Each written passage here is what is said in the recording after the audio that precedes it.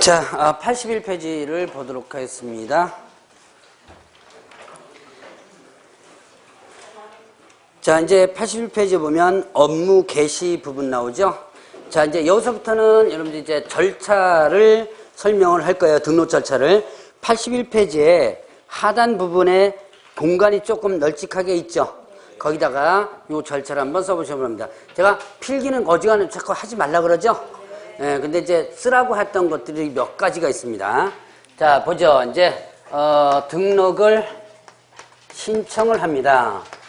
어디다 등록 신청하는 거예요? 등록관청에 등록을 신청한다. 이때 뭐 낸다 그랬어요? 지자체의 조례를 정하는 뭘 낸다 그랬죠? 네, 수수료를 낸다 그랬죠. 자, 지방자치단체의 조례를 정하는 수수료를 내고 등록 신청을 해요. 그러면 이제 등록관청에서는 뭘 확인하냐면 결격 사유를 일단은 확인을 한다.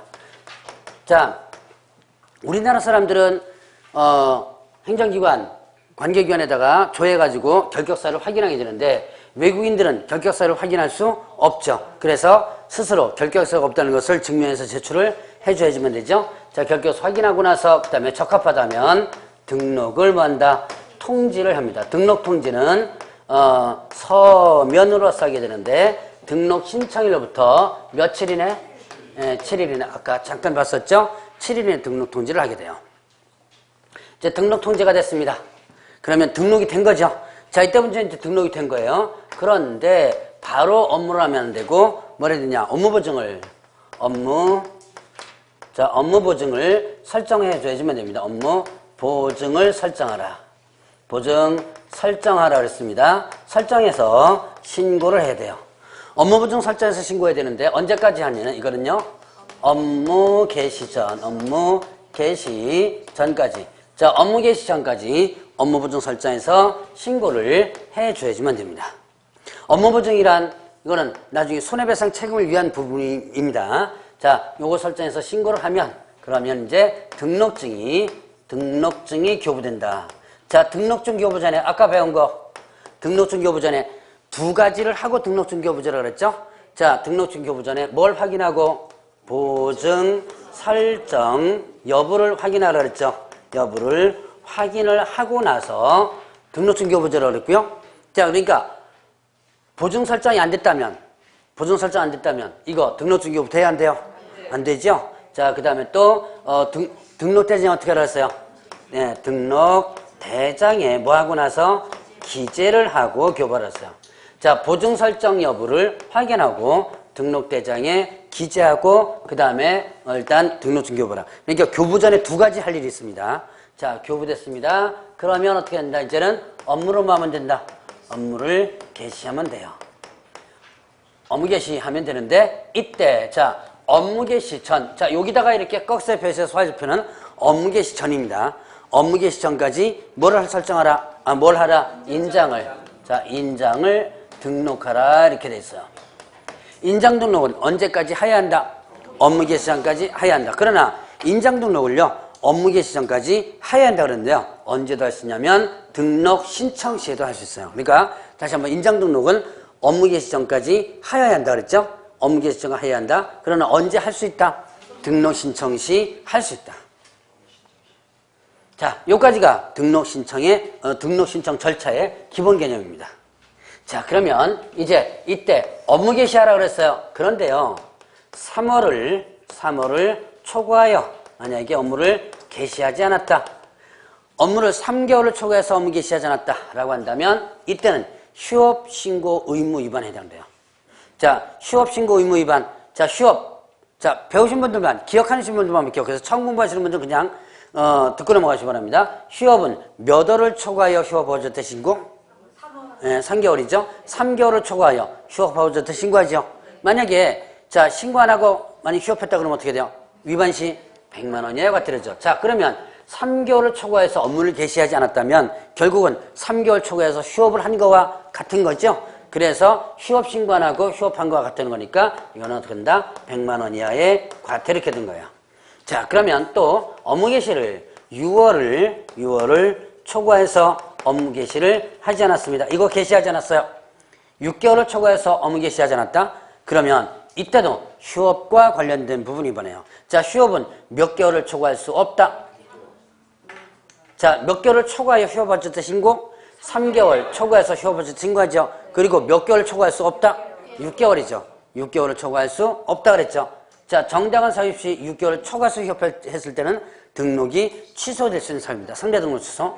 자, 그러면 6개월을 초과해서 업무 개시를 아직 하지 않았다는 얘기는 6개월을 초과해서 휴업을 했다는 얘기가 되죠. 개시하지 않았으면 그러면 어떻게 된다? 이때는 휴업 신고 의무 위반이 돼요.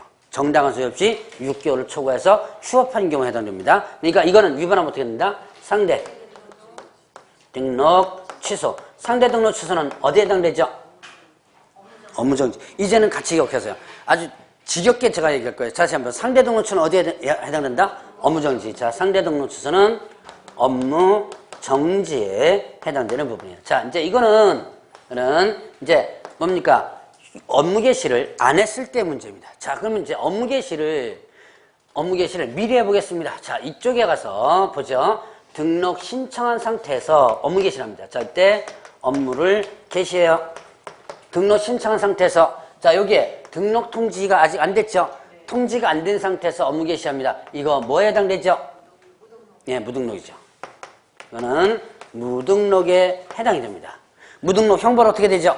3년 이하 징역 또는 2천 벌금.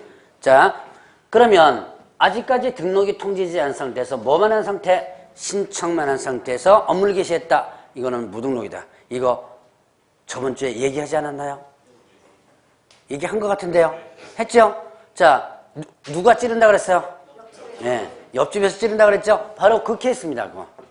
자, 요게 무등록에 해당된다. 자, 그러면 등록 통지가 되고 나서 업무 개시를 했다. 자, 요때 업무를 뭐 했다? 개시했다. 자, 등록 통지를 받고 나서 업무 개시한 거예요. 자, 이때는 무등록이다. 무등록 아니다.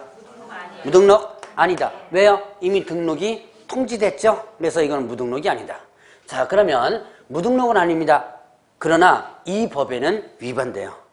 통지받고 나서 바로 하면. 자, 업무보증 설정 안 하고 업무 개시했어요. 업무보증 설정은 안 하고 업무 개시했습니다. 요거 위반하면 어떻게 된다? 이때는 등록이 취소될 수 있어요. 즉 상대 등록 취소. 상대 등록 취소는 어디에 해당되죠? 업무정지.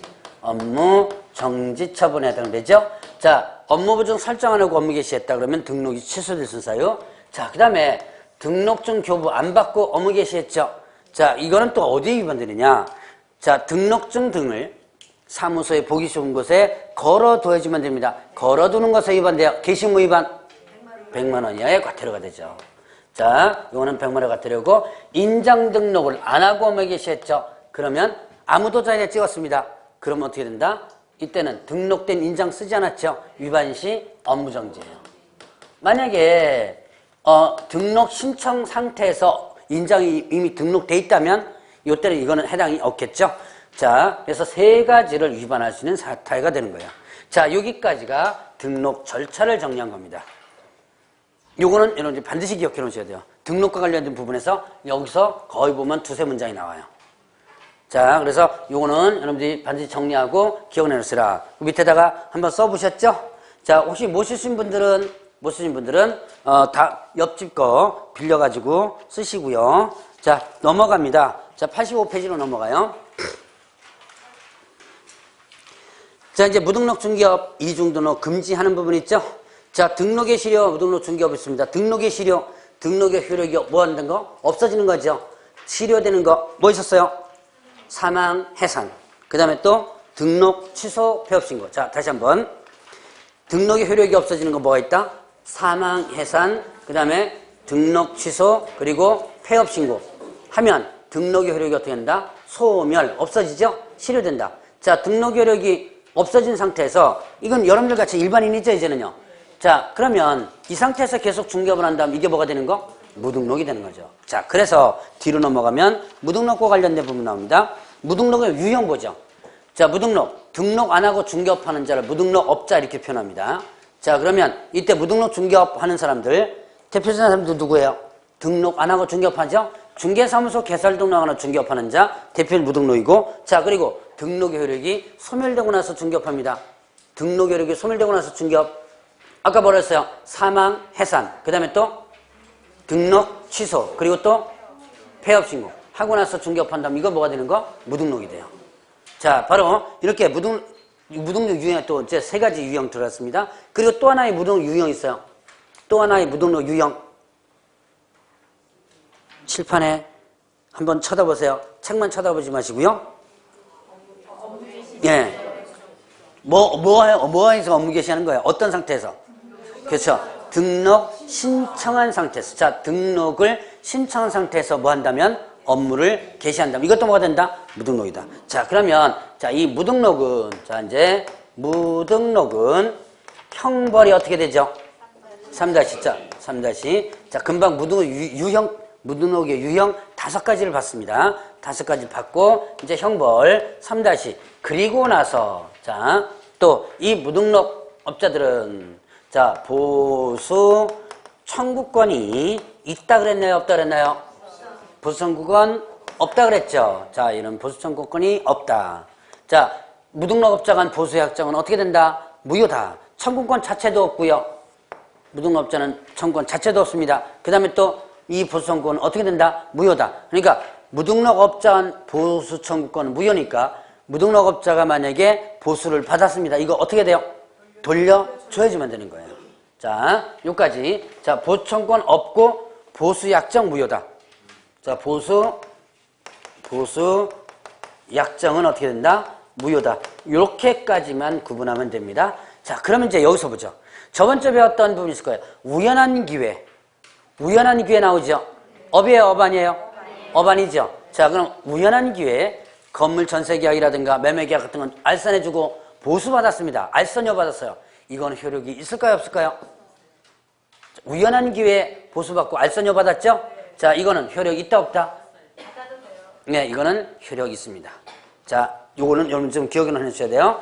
자, 무등록업자가 한 보수약정 무효라 그랬죠? 그러나 우연한 기회에 만약에 중개인을 하고 보수받았다. 그 보수는 무등록업이 아니기 때문에 일단 효력은 있다. 자, 그거 구분해 보시면 될 겁니다. 자, 그까지 하고 정리에 들어갑니다.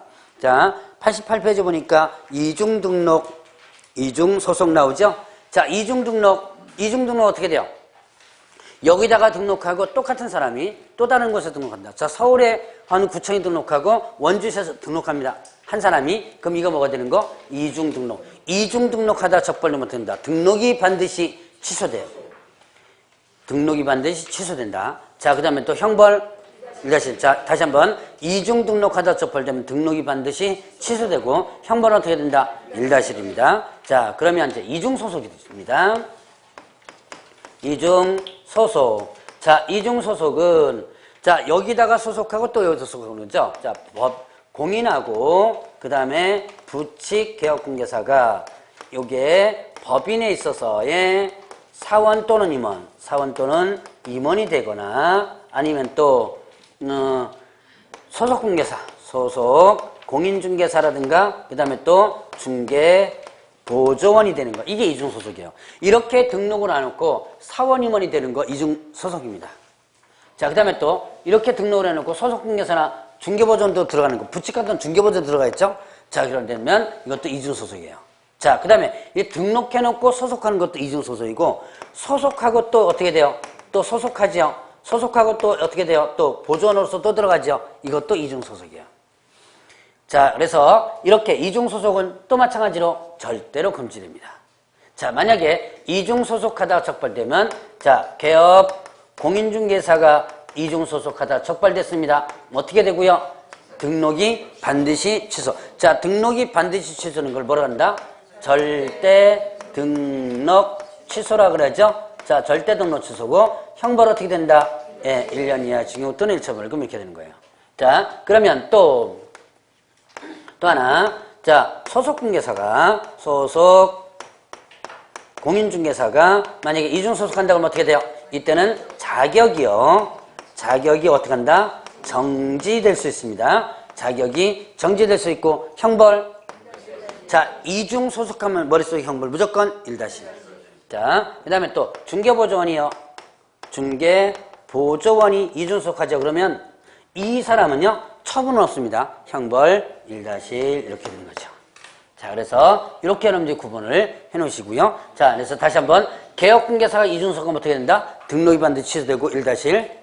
소속공개사 이중소속하면요. 자격 정지될 수 있고 1-1이고요. 자, 이렇게 해서 한번 구분해 보고. 자, 그러면 또 하나 이제 옆에 보니까 등록증에 대한 양도, 그 다음에 대여, 그리고 뭐를? 양수를 금지한다 그랬죠?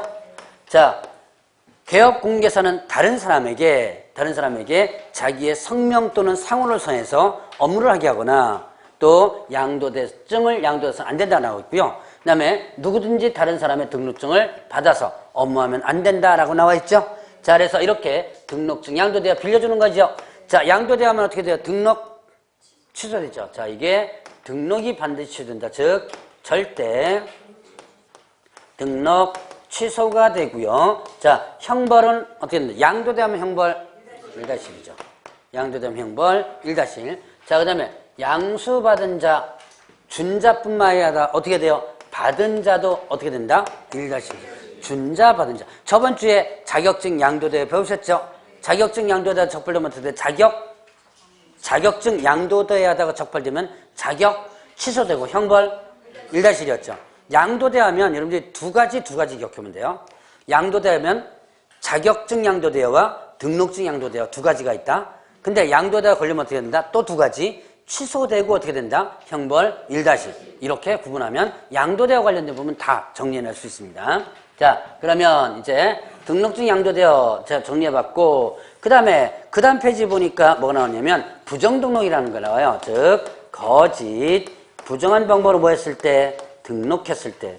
자, 거짓 부정 등록. 그럼 이 거짓 부정 등록이 뭐냐? 자, 내가 사무실을 여기에 지금 내려고 탁 하니까 이 사무실이 건축법에 조건이 안 되는 사무실이에요. 아까 뭐가 있었어요? 자, 아까 한 거 복습해 볼까요? 자, 이렇게 4층에 불법 건축물 됐습니다. 1층에 중개사무 낼 수 있다 없다?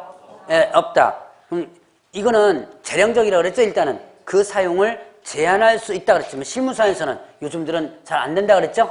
자, 여기는 이것 때문에 안 되니까 사무소 개선은 안 냅니다 라고 하니까 이때 이제 여기다 꼭 내야죠. 할 때 내는 방법 뭐 있어요? 네, 뇌물 주면 된다 그랬죠. 제가 언제 많이 한번 얘기했을 텐데. 자, 그래서 뇌물 줘가지고 하면 되겠죠. 그러면 뭐가 되는 거? 거짓 부정한 방법이 되는 거죠. 걸렸다 그러면 어떻게 된다? 등록이 반드시 취소됩니다. 거짓 부정 등록하면 절대 등록 취소가 되고요. 형벌이요 3-. 자, 중개사법에 무거운 형벌이 2개 있습니다. 무거운 형벌이 2개가 있어요. 그 무거운 형벌이 뭐죠? 3-가 가장 무겁죠. 무거운 형벌 뭐였죠? 무등록 거짓 부정 등록. 중개사법에 무거운 형벌은 2개가 있다. 무거운 형벌이 뭐 있다? 중개사법 3-가 가장 무겁습니다. 무거운 형벌, 무등록과 거짓 부정 등록. 3-의 부분 2가지. 오늘 다 여러분들 머릿속에 한번 집어넣고 가시기 바랍니다. 자, 여기까지 하면 이제 등록과 관련된 부분을 정리를 해드립니다. 자, 넘어가시죠. 90페이지로 넘어가요. 자, 이제 머릿속에 또 복잡한 데 나옵니다. 뭐가 나오냐면 결격사유. 자, 결격사유는 반드시 여러분들이 이해하고 넘어가셔야지만 된다. 그래서 이 결격사유는 단순하게 외우면, 암기하면요, 쉽게 나오면 문제 풀 수 있어요. 그런데 약간만 난이도가 높게 나오면 하나도 못 풉니다. 이 결격사유 문제는. 그래서 반드시 결격사유를 이해하고 가시라. 자, 결격사유 부분에서 보면 결격사유의 일단 먼저 효과부터 볼까요? 결격사유 효과는 일단 첫 번째, 자, 개업공개사, 공인중개사 입장입니다. 등록할 수 있어 없어요? 자, 등록을 할 수 있다 없다? 없다. 자, 개업공개사가 금방 중개사무 개설 등록 신청했죠? 이때 어떻게 한다? 등록을 할 수 없다. 즉 결격사유에 해당되면 등록이 반려된다 그랬어요. 자, 그 다음에 또 하나, 등록해놓고 중간에 결격사유에 해당되면 어떻게 돼요? 등록이 반드시 취소되죠. 자, 반드시 취소된다. 뭐라 그랬죠? 절대 등록 취소 사유에 해당되죠. 자, 그 다음에 또 하나, 고용인 입장 보죠. 고용인 입장에서 보면, 자, 결격사유에 해당되면 중개업에 종사할 수 있다 없다? 네, 종사할 수 없다. 종사할 수 없습니다. 취직할 수 없어요.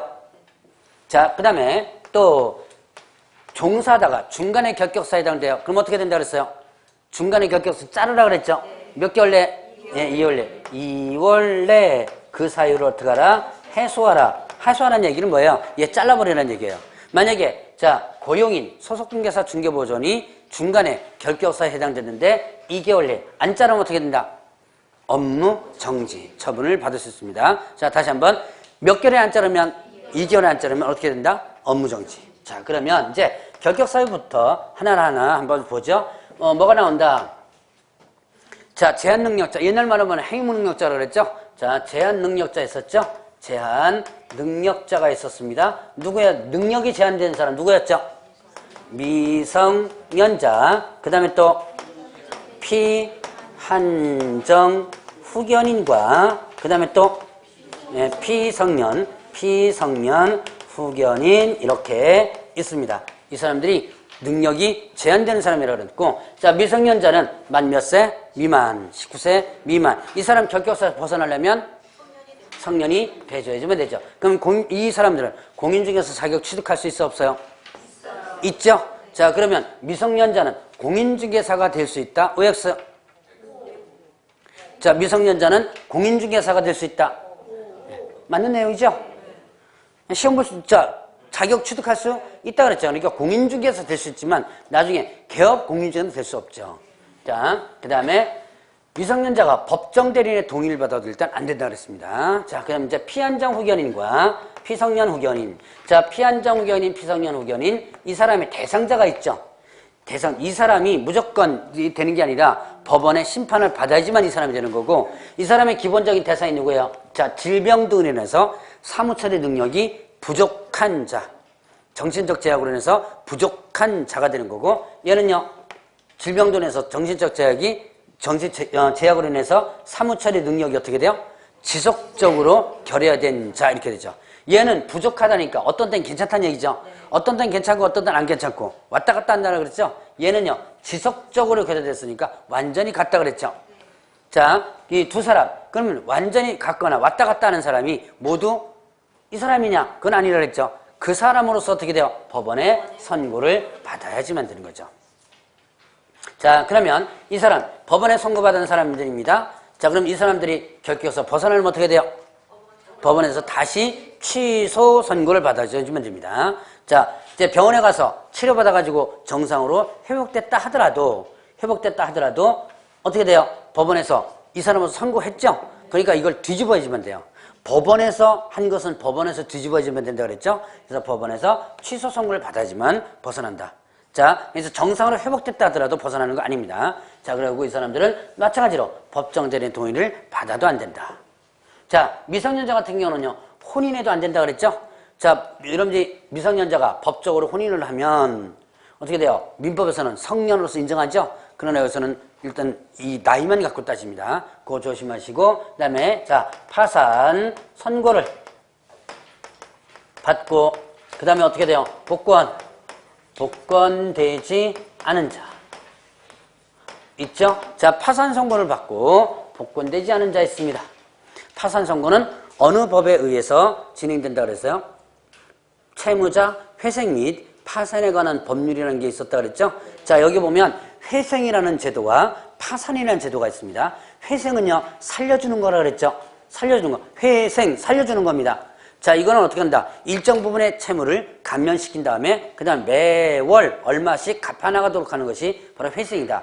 자, 그건 돈을 어쨌든 갚아나가죠. 그래서 이거는 결격사유에 해당된다 안 된다? 회생, 여러분들 개인 회생 이런 거 있죠? 회생, 결격사 해당 안 된다 그랬죠. 자, 그러면 파산은 완전히 죽이는 거라 그랬죠. 자, 어떻게 죽이는 거라 그랬어요?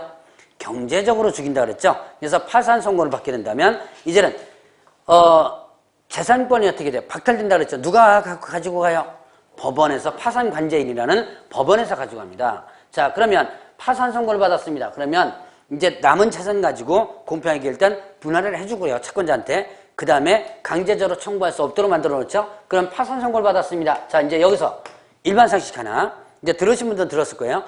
파산 선고를 받았습니다. 이 파산자는 채무를 변제할 의무가 있다 없다? 있다. 예, 채무를 변제할 의무가 있다. 이건 여러분들 꼭 알아두셔야지면 돼요. 채무를 변제할 의무는 있다. 다만 언제까지 갚아라. 날짜 안 정해준다 그랬죠. 법적으로 변제 의무만 부여했다 그랬습니다. 자, 그러면 이제 파산 선고를 받고 복권되지 않았다. 복권되지 않으면 결격사유에 되죠. 복권이 뭐예요? 도로 원위치된 거죠. 자, 권리가 뭐예요? 복권 뭐죠? 권리가 회복된 거죠. 권리가 회복된 것이 복권입니다. 자, 복권되지 않았다면 결격사유고 복권되면 결격사유 벗어나죠. 자, 복권되면 벗어나는데 이때 복권은 세 가지를 여러분들이 기억하시라고 그랬어요. 첫 번째 뭐예요? 면책. 의미가 뭐였죠? 면책. 책임을 면해준다. 법적으로 책임을 어떻게 돼요? 면해주는 거라 그랬죠? 자, 법적으로 책임을 면해준다. 그럼 어떤 책임이 있었어요? 파산자는 무슨 책임이 있었죠? 파산자는 무슨 책임이 있었어요? 그렇죠. 채무를 변제할 돈 갚을 책임이 있죠? 자, 돈 갚을 의무를 부여한다 그랬죠? 대신 언제까지 갚아라? 날짜만 안 정해준다 그랬죠? 돈 갚을 책임이 있습니다. 그 책임을 어떻게 한다? 면해주는 거죠. 법적으로. 그러면 이제는 돈 안 갚아도 되죠? 그러니까 복권되는 거예요. 자, 그 다음에 또 이제 면책 결정 못 받았습니다. 그럼 어떻게 된다? 복권 판결을 받아야지만 되는데요. 복권 판결을 받기 위한 전제 조건이 뭐예요? 전제 조건이 채무를 변제를 다 해주면 되죠. 자, 채무를 어떻게 한다? 모두 변제를 해줘야지만 된다. 그래서 여러분이 저기 그 님과 함께인가? 그거 보세요? 텔레비전? 그 윤정수하고 그 누구지? 그 김숙인가? 그 윤정수가 지금 열심히 돈 갖고 있다 그러죠? 그 사람은 어차피 돈 갚아야 돼요. 왜냐? 원래 알려지고 공인이기 때문에. 자, 지금 파산 선고 받았습니다. 지금 그 윤정수가. 그럼 재산권이 지금 자기가 갖고 있어 없어요? 재산권이 어떻게 된다 그랬어요? 네, 박탈됐다 그랬죠? 지금 윤정수는 내 개인의 재산권이 없어요, 지금. 그러니까 이미 이 사람들은 알려진 사람이에요. 공인이죠? 그러니까 돈 벌면 다 그냥 숨겨놓지를 못합니다. 그러니까 어차피 이게 떠요. 그러니까 뭡니까? 법원에서 다 갖고 가요. 채무를 변제 어떻게 한다 그랬어요? 돈을 벌면, 파산자가 돈을 벌면 누가 다 뺏어간다 그랬어요? 법원에서 다 뺏어간다 그랬죠? 그리고 생활비 주고 축적시켜 놨다가 그 다음에 어떻게 한다? 나중에 어느 정도 모이면 다시 갚는 이런 과정을 거친다 그랬죠? 어쨌든 자, 채무를 변제 다 했습니다. 그러면 어떻게 된다? 나 이제 돈 다 갚았으니까 도로 원위치 해주세요. 자, 돈 다 갚았다고 해서 결격서 벗어나는 건 아니라 그랬죠? 자, 원위치 해주세요. 뭐예요? 복권 네, 신청을 하는 거죠. 신청을 해서 어떻게 된다면 복권 판결을 받는다면 그때 어떻게 된다? 이제 복권되는 거죠. 얼마 전에 뉴스 보니까 누군가가 파산 선고를 받고 나서 5개월 만에 면책 결정을 받았더라고요. 그러니까 이게 면책 결정이 제가 아마 1월 달에 이 대부분 보면 파산 신청과 면책 신청을 같이 한다 그랬죠. 그래서 대부분 보면 같이 조사해가지고 대부분 파산 선고 내린 다음에 바로 면책 결정을 내려줘요. 근데 뭔가가 서류라든가 뭔가가 좀 미심쩍거나 그러면 재조사 들어가거든요. 그러면 파산 선고 내린 다음에 면책 결정이 한참 뒤에 나올 수도 있습니다. 자, 어쨌든 이렇게 이제 판결 받으면 벗어난다. 자, 이도저도 아니면 몇 년 계기라 그랬어요? 네, 10년 계기라 그랬죠? 10년이 어떻게 된다면 경과된다면 이때는 어떻게 된다? 자동 복권된다.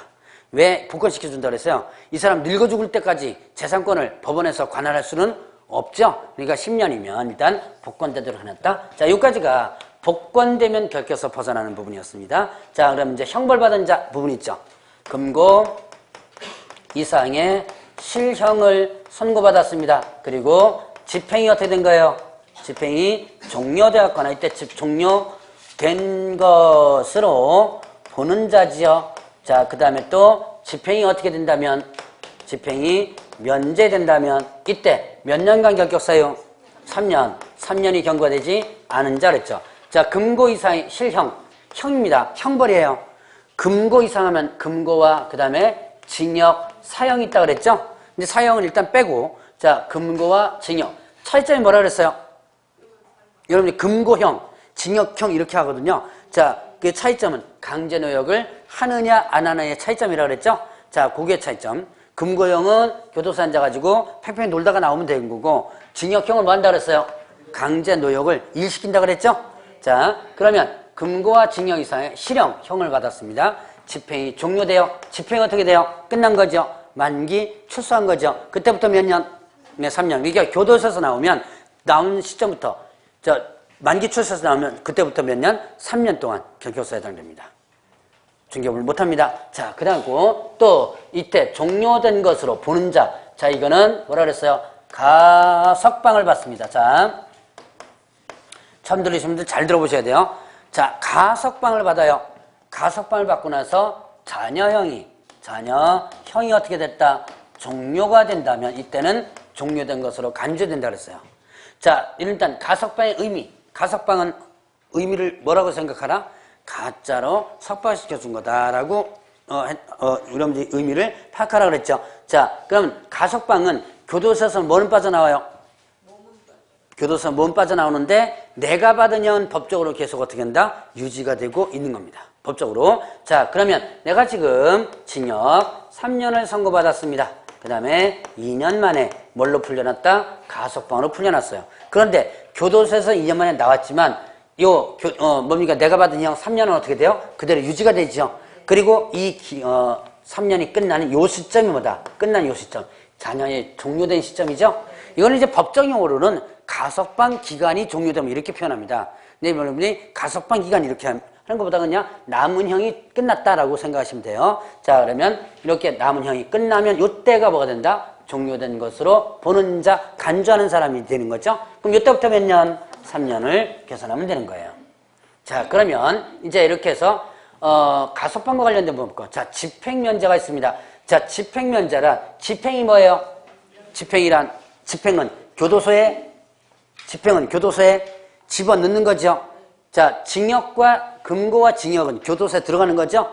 그럼 집행이란 사형 집행은 뭐 하는 거예요? 죽이는 거죠. 예. 자, 집행을 하는 의미를 파악해서요. 집행이란 금고형이나 징역형은 교도소에 어떻게 한다? 집어넣는 것을 집행이라고 그러는 거죠. 자, 근데 면제 주는 건 뭐예요? 집어넣는 건 면해 주는 거죠. 자, 그러면 이거는 남은 형을 면해 주는 거야. 남은 형을. 들어간 것은 교도소에 집어넣은 것은 어떻게 집행을 면해 줄 수 없으니까 남은 형을 면해 주는 거다. 자, 대표적인 부분이 뭐가 있다? 특별사면에 있었어요. 특별사면. 자, 소위 말하는 줄여서 이걸 뭐라고 표현하죠? 특사라고 표현하죠. 자, 이제 특별사면을 받게 된다면 이때는 남은 형을 뭐한다? 면해주게 된다. 자, 그러면 이때 보죠. 내가 징역 3년을 받고 2년 만에 뭘로 풀려났다? 특별사면으로 풀려나죠. 자, 그러면 남은 형이 얼마 남았어요? 1년 남았죠? 이 1년을 어떻게 한다? 법적으로 면제를 시켜주는 거죠. 결론, 내가 징역 3년 선고받고 2년 만에 특별사면으로 풀려납니다. 결론, 나 징역 몇 년 받은 것 같아요? 3년이에요? 2년이에요? 3년 받은 거. 자, 결론입니다. 결론. 2년 받은 것 같죠? 왜요? 법적으로 얼마를 면제시켜주니까? 그렇죠. 1년을 면제시켜주죠. 자, 다시 한번. 내가 징역 3년을 선고받고 2년 만에 특별사면 특사로 풀려났다. 그러면 법적으로 1년을 어떻게 돼요? 빼주는 거, 면해주는 거 시켜주죠? 결론은 나는 징역 3년 받은 게 아니라 얼마를? 2년 받은 것 같은 거예요. 자, 그럼 이때부터 풀려나서부터 몇 년? 3년 이렇게 하면 되는 거죠. 자, 요게 특별사면이에요. 이제 집행면제예요. 여러분들 교재에 보면 집행면제가 되는 것들이 좀 많이 나오는데 제가 한번 1월, 1, 2월 달에 간단하게만 3월 달에 가서 간단하게만 얘기하고 넘어갈 겁니다 그랬는데요. 자, 한번 보죠. 특별사면 말고 법률의 변경이라는 게 있어요. 자, 교재 나오니까 참고적으로만 간단하게 보고 넘어갑니다. 자, 97페이지 보니까 법률의 변경이 있어요. 이건 뭐냐면 내가 어떤 행위를 해가지고 죄가 됐어요. 97페이지입니다. 찾았어요? 자, 내가 어떤 행위를 해서 죄가 돼가지고 교도소 들어갔습니다. 교도소에 들어가서 살고 있는 와중에 내가 한 행위가 죄가 안 되는 걸로 법이 바뀐 거예요.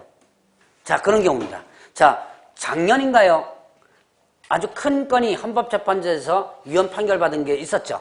뭐예요? 작년에 있었는데, 아니, 지나간 작년인가? 간통죄와 관련된 부분이 있었죠.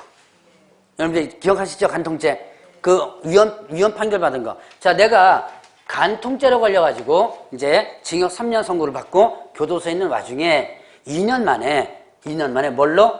이게 특별사면이라. 자, 2년 만에 어떻게 됐다? 요게 법이 바뀐 거예요. 법률이 변경된 겁니다. 뭘로다가 이제는 간통죄는 뭐가 아니다? 죄가 아니다. 자, 이제 여러분들 간통죄 형법상 죄가 아니라는 거 알고 계시죠? 자, 그러면 이때 내가 교도소에 앉아있는 바중에 바뀌었죠. 그때부터는 이제는 어떻게 돼요? 바뀐 시점부터는 나는 죄가 안 되죠? 풀려나는 거예요. 그러나 법이 바뀌기 전까지는 죄가 됐었죠? 그렇기 때문에 나머지 1년만 면제되면서 풀려나고 3년은 계산해 주는 거죠. 자, 그게 법률의 변경과 관련된 부분이고요. 자, 그 다음에 형의 시원상이라는 게 있습니다. 이거는 형을 선고를 한 다음에 선고를 해놓고 형을 집행을 하잖아요. 예를 들어서 자, 징역형을 선고받았습니다. 그런데 형을 집행하지 않는다. 어떤 사유에 의해서. 자, 예를 들어서 이거는 이해를 잘 이제 못 하시더라고요. 쉽게 이해할 수 있는 게 뉴스에 자주 나와요. 대기업 회장님, 그 다음에 유명한 정치인 양반들이 교도소에 가죠? 교도소에 가면 바로 나오죠? 뭐 타고 나와요? 잘하시네요. 휠체어 타고 나오죠? 휠체어 타고 어디로 가요? 그래서 병원을 가죠. 그러면 교도소에 있는 거예요, 없는 거예요? 교도소에 있는 거, 없는 거? 없는 거죠. 지금 나왔잖아요, 지금 교도소에서. 자, 지금 휠체어 타고 어디 갔어요, 지금? 병원에 있죠? 병원에서 있으면 교도소에 있는 게 아니죠? 자, 이게 집행이 안 되고 있는 상태입니다. 그 상태가 일정 기간 넘어가면 시효가 완성돼요. 근데 이거는 형법상의 개념이고요. 실질적으로는 잘 적용이 안 됩니다. 왜냐면 그 사람들을 주로 뭐 어떻게 하면 또 하나의 이렇게 요금을 막기 위한 방법이 하나 있어요. 뉴스를 때 가끔 들어봤을 거예요. 형집행정지라는 게 있어요. 처음 들어보나요? 형집행정지. 아마 들어보신 분 있을 겁니다. 아마. 그 형집행정지를 딱 시켜놓으면 시효가 진행되지 않습니다. 병원에 있을 동안은 형집행정지를 다 막아놓으면. 어쨌든 그러면 방패가 있긴 있습니다. 어쨌든 이 예는 그런 예를 든 거예요. 자, 그런 형태고. 자, 그것이 일정 기간 지나면 시효가 완성되는 형태. 자, 그러면 또 하나. 외국에서 형집행 받은 자. 이건 참고적으로 알아두시면 편리할 겁니다. 여러분들이 이제 태국에 가서 놀러 갔습니다. 놀러 갔다가 그 태국에서 범죄를 저지른 거예요. 그럼 태국에서 범죄를 저질렀으니까 그 나라 법에 의해서 어떻게 돼요? 처벌을 받겠죠? 자, 이제 태국에 놀러 갔다가 태국에서 범죄를 저질렀습니다. 그럼 그 나라 법에 의해서 징역 1년을 선고받은 거예요. 그런데 자, 1년 형이 딱 끝납니다. 그러면 자, 외국인이 범죄를 저질렀기 때문에 강제 추방됩니다. 그 나라에서 뭐 있게 안 놔두고 강제 추방시키는데 그냥 나가세요 그러면 안 나가겠죠? 그래서 비행기에 강제로 태워서 보내요. 이게 강제 추방이에요. 그러니까 그 우리나라로 오는 비행기에 강제 태워줍니다. 그러면 공항에서 영접하는 사람이 있어요. 누가 영접해요? 예, 경찰이 영접합니다. 어서 오세요. 또 잡아갑니다. 왜 잡아가요?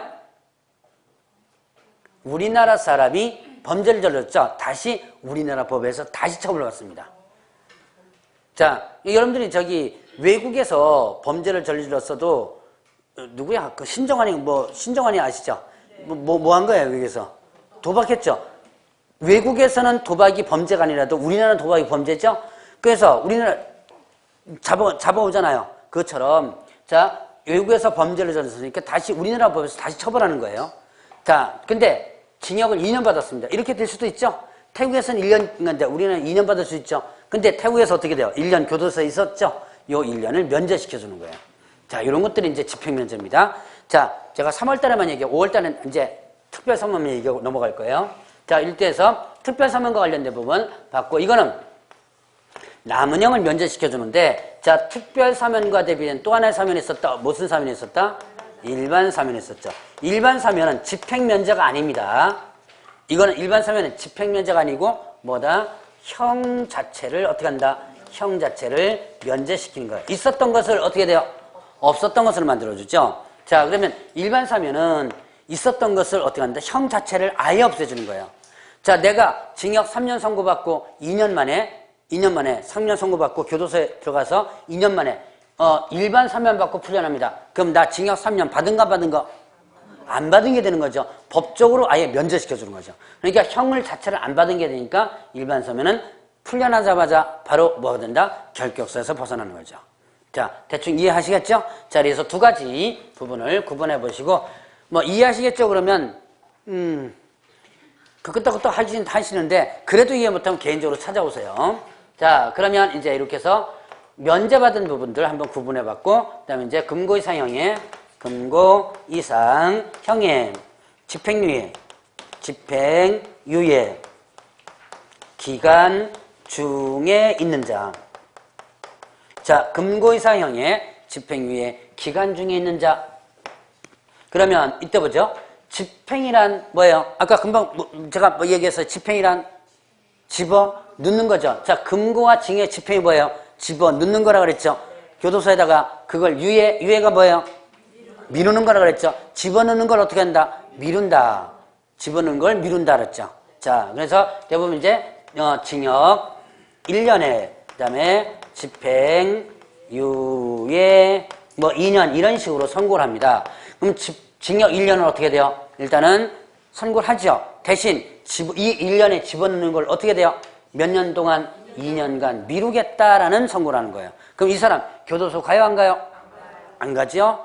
2년간 집어넣는 건 미루겠다 그랬죠? 교도소 안 갑니다. 자, 그러면 이 사람 어떻게 된다? 이제 풀려나는 거예요. 그리고 2년 동안 조용히 지나면, 자, 집행유예 기간 동안 딴짓하면 집행유예가 취소된다 그랬죠? 징역 1년 다시 가져야 돼요. 그런데 딴짓 안 하고 조용히 지나면, 자, 이제 효과. 징역 1년에 어떻게 돼요? 자, 이 기간이 조용히 지나면 선고의 효력이 어떻게 된다? 효력이 어떻게 돼요? 없어진다 그랬죠? 효력이 없어진다. 자, 그럼 이제 이걸 결론 한번 해볼까요? 제가 징역 1년에 집행유예 2년을 선고받았습니다. 징역 1년에 집행유예 2년 선고받았어요. 선고받고 나서 조용히 2년 동안 지났죠. 자, 결론. 나 징역 1년 받은 거 안 받은 거예요? 그렇죠. 안 받은 게 된 거죠. 선고의 효력이 어떻게 한다? 실효된다 그랬죠. 그래서 결론은 안 받은 게 되는 거죠. 자, 그래서 그렇게 구분을 해보시면 되겠고요. 자, 이제 이렇게 해서 이제 형벌받은 자. 또 하나 있네요. 자, 이 법 위반해서 이 법 위반해가지고 뭐 했을 때? 이 법원에서 300만 원 이상 뭐 했을 때? 벌금형을 선고받았을 때. 자, 이게 순서가 아마 벌금형이 맞죠? 98페이지에. 자, 이 법 위반해서 300만 원에서 벌금형 받는다면 몇 년간 결격사유? 네, 3년간 결격사유다. 이 법 위반해서 300만 원에서. 이 법 무슨 법이에요? 공인중개사법이죠. 중개사법 위반해서, 자, 다른 법 위반해서 벌금형은 결격사유에 해당된다 안 된다? 안 된다. 이 법 위반해서 300만, 이 법입니다. 중개사법 위반해서 벌금형은 결격사유고, 그 다음에 액수가 어떻게 돼요? 300만 원 이상. 300만 원 미만은 결격사유 해당 안 되고요. 300만 원 이상 벌금형 선고받게 되면 몇 년간? 3년간 결격사유. 자, 3년. 여기도 3년 나왔죠? 여기도 3년 금고 이상형. 여기도 벌금형도 몇 년? 3년 나왔습니다. 자, 그러면 이때 이 법 위반해서 300만 원 선고받으면 3년간 결격사유 되는데, 여기에 다른 법과 만약에 같이 위반한 부분이라면 이때는 어떻게 하라? 벌금형을 분리선고하라라는 하는 부분이 있었죠. 자, 그래서 다른 법과 그 다음에 이 법을 같이 위반해가지고 같이 조사 들어가고 같이 형벌 받습니다. 이걸 뭐라 하냐면 경합범이라고 그랬어요. 자, 이런 경합범일 경우에는 일단은 벌금형을 어떻게 하라? 분리선고하라. 가장 대표적인 케이스가 뭐냐면 한 건 위반으로서 두 가지 법이 위반되는 게 있어요. 바로 청약통장 알선했을 때요. 자, 청약통장 입주자 저축증서죠. 요거를 알선하면 중개사법과 주택법이 동시에 위반됩니다. 자, 중개사법에서는 청약통장 알선하면 안 된다. 어디서 나오냐면 금지행위라는 게 있어요. 금지행위에 투기조장행위, 증서중개죠. 증서 알선에 해당됩니다. 요 금지행위 나오는데요. 자, 또 하나 있습니다. 또 어디 나오냐면 주택법에 나와요. 자, 주택법에 보면 어떻게 된다? 주택법에 보면, 자, 청약통장 매매하거나 알선하면 그때 어떻게 돼요? 또 3-3에 해당되죠. 자, 그래서 이렇게 양쪽을 다 위반하게 되면 어떻게 된다 그랬어요? 그때는 경합범일 경우는 어떻게 된다 그랬죠? 분리선고하라라는 부분이 있었죠. 자, 그거 여러분들 구분해 보시고요. 자, 그러면 이제 행정처분 받은 자 부분 보겠습니다. 99페이지에 이제 99페이지 넘어가서 100페이지로 넘어갑니다. 자, 100페이지 넘어가니까 이제 각각의 행정처분 받은 자 부분 봅니다. 자, 공인중개사 자격이 어떻게 되면 취소되면, 자, 공인중개사 자격 취소되면 몇 년간 결격사유? 네, 3년간 결격사유에 해당된다 라고 했었고요. 자, 그 다음에 공인중개사 자격이 어떻게 되면 정지되면, 그때 언제까지? 그 정지 기간 동안이 결격사유에 해당된다. 자, 그죠? 공인중개사 자격 취소되면 몇 년간? 3년간 결격사유에 해당된다 라고 했습니다. 자, 그러면 3년간 중개업에 종사하지 못하지요. 그 다음에 3년간 또 뭐도 하지 못하지요? 시험도 못 보죠. 시험도 못 보고 3년간 종사도 못하고. 자, 그 다음에 자격정지는요, 그 정지기간 동안 있습니다. 자, 자격정지는 누구한테 처분 내리는 거? 자격정지는 소속 공인중개사. 자, 자격정지는 소속 공인중개사에게 처분 내리는 것이에요.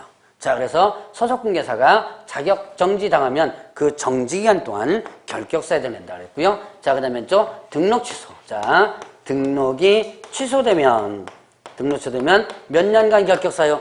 3년간. 자, 3년간 결격사유에 된다. 자, 계속 3년 나오죠. 자, 금고상 실형하면 몇 년? 3년. 이 법원에서 300만 원에서 벌금 3년. 그 다음에 자격 취소 몇 년? 3년. 등록 취소 3년 이렇게 나와요. 자, 그러면 이때 이제 여기에서 두 가지 예외적. 자, 이제 1월 달에 이제 공부 안 했던 부분, 예외적인 부분 나옵니다. 자, 일단 이 등록 취소면 3년간 결격사유인데 이때 3년의 기간이 적용되지 않는 게 있더라. 자, 3년의 기간이 적용되지 않는 거, 등록 취소돼도 3년의 기간이 적용되지 않습니다. 자, 세 가지. 사망해산으로, 그 다음에 해산으로 등록 취소됐을 때, 자, 그 다음에 또 등록 기준 미달. 자, 기준에 미달했을 때, 그 다음에 또 하나는 결격 사유 때문에 등록 취소됐을 때, 이렇게 세 가지입니다. 자, 보죠. 사망해산. 자, 사망해산은 일단 아까 했던 게 있어요. 사망해산은 등록 효력이 어떻게 된다 그래요? 등록 효력이 어떻게 된다 그랬죠? 소멸된다. 실효된다 그랬죠? 자, 아까 등록 부분에서 배웠던 거, 사망해산하면 등록 효력이 어떻게 된다? 실효, 효력이 없어진다. 자, 그러면 효력이 자, 법적으로 이미 효력이 없어졌습니다. 그런데요, 사망해산하면 등록이 반드시 취소되는 절대 등록 취소사유입니다. 자, 다시 한번. 요거 하면 어떻게 된다 그랬어요? 등록이 반드시 취소된다. 절대 등록 취소사유에 해당된다. 그럼 법적으로 효력이 없어졌는데 사망해산하면 왜 굳이 또 등록을 취소시키느냐? 가만 놔두면 어차피 법적으로 효력 없죠? 가만 놔두면 될 거를 왜 등록을 취소시키느냐? 요거는 행정 절차상의 문제라 그랬어요. 자, 그래서 사망해산하면 등록이 없어졌다고 서류를 그냥 빼버리면 안 되죠? 그럼 어떤 절차를 이용한다? 등록 취소 절차를 이용해서 서류를 빼는 거예요. 자, 그러면 이 사람들은요, 등록 취소 절차를 그냥 거쳤죠? 그러나 법적으로 이미 어떻게 돼요? 법적으로 효력이 이미 없어진 거죠? 굳이 얘한테 또 3년 동안 못한다라고 할 필요가 없죠. 그리고 죽은 사람한테 또 너 3년 못한다 그러면 의미가 없죠? 그래서 이거는, 자, 취소되더라도 뭐는 적용하지 않는다? 3년 적용하지 않아요. 자, 그 다음에 기준 미달. 등록 기준 미달로 등록이 시된다. 자, 그러면 보죠. 기준 미달로 등록 시된다.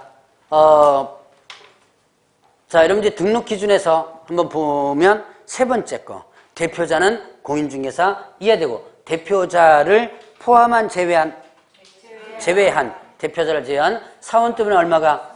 3분의 2 이상이 공개해서 된다 그랬죠? 대표자 제외하고, 자, 이미 제외시켰습니다. 5명의 임원이 있더라. 5명의 임원이 있었습니다. 자, 이 사람, 이 5명 중에서 몇 명이 공개해서면 돼요? 3명. 자, 일단, 대표자 제외시켰다 그랬습니다. 제외하고 3분의 1 이상이라고 그랬어요. 자, 5명 중에서 몇 명이면? 3명에 2명이에요? 2명에 2명. 자, 3분의 1 나누기 5 하면요. 3분의 1 나누기 5면 1.8인가 나올 거예요, 아마. 자, 2명이면 됩니다. 그래서 2명이 공인중개사이고요. 그 다음 나머지 3명은 어떻게 돼요? 공인중개사가 아닌 자가 되는 거죠. 자, 그러면 이때 공인중개사인 사원이면 이 중에서 일명이 어떻게 됐다? 사임하고 나간 거예요. 사표 쓰고 나가는 순간부터 이제 뭐가 돼요? 나간 순간부터 등록 기준에 미달되죠. 그래서 기준이 안 맞으니까 어떻게 돼요? 다시 곧바로 채워 넣어줘야지만 됩니다. 만약에 곧바로 채워 넣지 않다가 중간에 걸려버리면 등록 기준 미달로 등록이 취소될 수 있습니다. 즉, 이거는 상대 등록 취소예요. 등록이 취소될 수 있다. 상대 등록 취소. 자, 그러면 이때 기준 미달로 등록 취소됐습니다. 이때 3년 적용하지 않는다. 이유, 한 사람 사표 쓰고 나간 게 공인중개사법을 위반할 목적으로 나간 것은 아니죠. 한 사람 사표 쓰고 나간 게 중개사법을 위반할 목적으로 나간 게 아니에요. 그렇기 때문에 굳이 이거는 3년 적용할 필요가 없다는 얘기예요. 그럼 얘네들은요. 자, 기준 미달 주로 이제 뭐 법인이나 이런 데서 나오면 자, 이런 법인들은요. 만약에 한 사람 나갔다가 걸려가지고 기준 안 맞춰서 걸려서 등록 취소됐다라고 하더라도 바로 등록 기준 갖춰서 다시 등록할 수 있는 거죠. 뭐가 적용 안 되니까 3년 자체가 적용되지 않으니까. 자, 그다음에 이제 결격 사유. 개업 공인중개사가 결격 사유에 해당되면 어떻게 되죠? 개업 공인중개사가 결격 사유에 해당되면 어떻게 된다? 등록이 반드시 취소되죠. 자, 결격 사유 때문에 등록이 취소되면 이때는요. 자, 등록 취소라는 3년 자체는 적용할 필요가 없고 뭐만 원래 결격사유 기간 있죠? 그거만 적용한다는 얘기예요. 원래 결격사유 그거만 적용하고 3년은 적용하지 않겠다라는 부분입니다. 자, 이걸 한번 예를 들어보면 자, 2016년 1월 1일 날 어떤 개업공개사가 징역 1년에 집행유예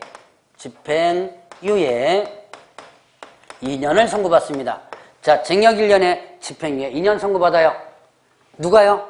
개업 공인중개사입니다. 자, 그러면 뭐 해당되죠? 결격 사유에 해당되죠. 자, 결격 사유에 해당돼서 하면 개업공개사 결격 사유니까 어떻게 돼요? 등록이 취소되겠죠? 그래서 그 사실을 알고 1월 10일 날 등록을 어떻게 했다? 취소했습니다. 누가요? 등록관찰 취소했겠죠? 그러면 이 사람 언제부터 중개업할 수 있을까요? 기간 계산해 보세요.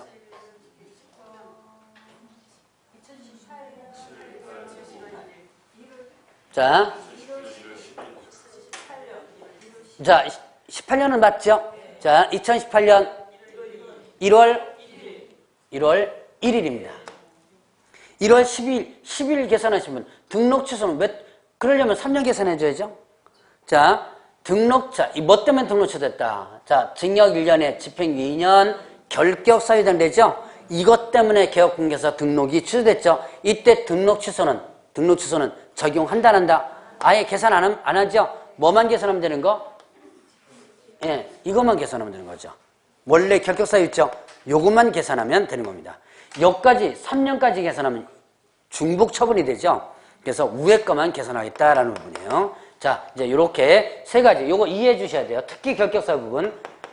자, 그다음에 또 이제 등록 취소 부분에서 또 있습니다. 폐업후 재등록 개업 공인중개사가 폐업 전의 행위로 뭐가 됐을 때 등록이 취소된다면 이때는 뭐 빼준다? 폐업 기간을 공지한다.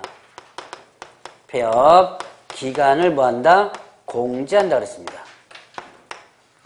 폐업했다가 다시 재등록한 개업공개사였어요. 근데 이때 폐업 전 행위로 등록이 시되면 뭐 빼준다? 폐업 기간을 공지한다.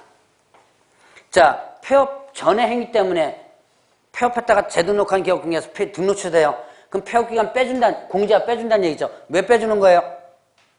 폐업 기간 동안 뭐 안 했어요? 예, 영업을 안 했죠? 그래서 폐업 기간을 빼주는 거예요. 자, 2015년 10월 1일 날 어떤 개업공개사가 등록 취소 행위를 했습니다. 위반 행위를 한 거예요. 자, 그리고 위반 행위만 했지 안 들켰죠? 안 들키고 이제 16년 1월 1일 날 폐업했습니다. 폐업했다가 7월 1일 날 다시 재등록을 했어요.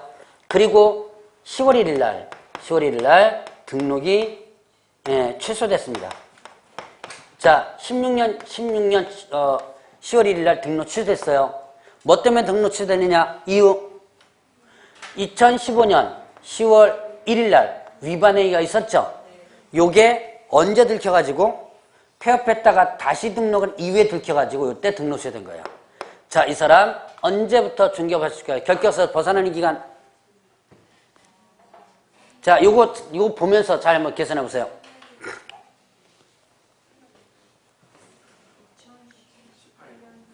자, 손가락 쓰세요. 손가락. 머릿속만 굴리지 말고요. 머릿속만 굴리면 숫자 틀립니다. 2018년이에요?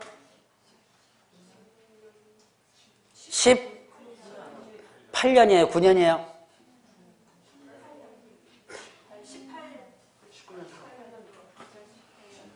19년? 손가락 쓰라 그랬죠? 자, 아이고, 자, 봅시다. 자, 요때 등록이 시작됐죠? 몇 년도예요, 지금? 그래서 일부러 제가 헷갈릴 것 같아서 연도수까지는 16년 몇 월 며칠? 10월 1일 날 등록 시작됐죠? 그럼 이거 갖고 일단 등록 취소부터 3년 계산해 줘야죠? 3년 계산하니까 몇 년? 19년. 예, 10월 1일이죠? 그런데 뭐 때문에 등록 취소된 거예요? 폐업 전에 행위 때문에 등록 취소됐죠? 그러니까 원래는 요것만 계산하면 19년 10월 1일을 벗어나는 건데 그런데 폐업 전 행위로 등록 취소됐죠? 그러니까 뭐 빼줘야 돼요? 폐업 기간 빼줘야죠? 폐업 기간 몇 개월? 그 빼면 19년. 손가락 쓰는 게 더 빠릅니다. 이게 머릿속 굴리는 것보다. 네, 4월 1일이죠. 자, 그래서 이 사람 결격에서 벗어나는 시기는 2019년 4월 1일 날 벗어납니다. 이거를 풀어낼 수 있다면 요거는 이해하는 거예요. 자, 그러면 이제 좀 쉬어야 되겠다. 요거 지우지 마시고 놔두세요. 좀 쉬었다 하시죠.